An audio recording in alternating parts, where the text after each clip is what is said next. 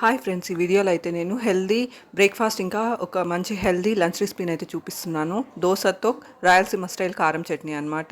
Rayalaseema side కారం చట్నీ ఎలా చేస్తారంటే అన్నీ ఫస్ట్ మిక్సీ జార్లోకి అయితే రాగా తీసేసుకుంటారు. వెల్లుల్లి, టొమాటో ముక్కలు, ఉల్లిపాయ ముక్కలు, ఎండుమిర్చి ఇంకా రాళ్ళ ఉప్పుని ఆ తర్వాత ఆయిల్ వేసి పోపు వేసి ఫ్రై చేస్తారనమాట. తమిళనాడు స్టైల్ అయితే ఫస్ట్ ఫ్రై చేసేసి ఆ తర్వాత చల్లారించి మిక్సీ జార్లోకి తీసుకుంటాము, ఆ తర్వాత పోపు పెడతాం అనమాట. అదనమాట డిఫరెన్స్.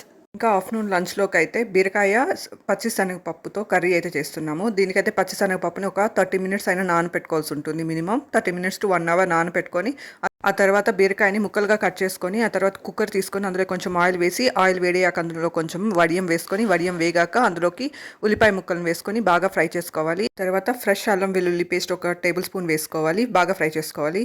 ఆ తర్వాత టమాటో ముక్కలను కూడా వేసుకొని బాగా ఫ్రై చేసుకోవాలి. ఆ తర్వాత మనం నానపెట్టుకున్న పచ్చిశనగపప్పును వేసుకొని బీరకాయ ముక్కలను కూడా వేసుకొని కొంచెం సేపు ఫ్రై చేసుకోవాలి.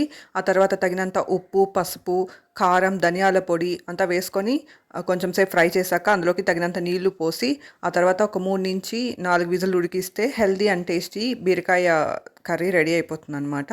ఈ కర్రీ అయితే రైస్తో బాగుంటుంది, చపాతీతో బాగుంటుంది, ఇంకా దోశలకు కూడా బాగుంటుంది అనమాట. నేనైతే ట్రై చేశాను.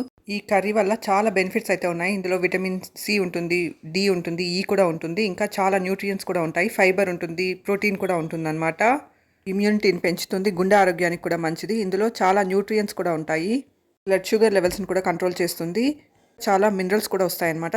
బీరకాయ శనగపప్పు కూర తినడం వల్ల ఇందులో ఐరన్, మెగ్నీషియం, ఇంకా పొటాషియం, జింక్, మ్యాంగనీస్ అన్నీ ఉంటాయన్నమాట. మన బాడీని హైడ్రేటెడ్గా కూడా ఉంచుతుంది. Thank you for watching my video. Thank you.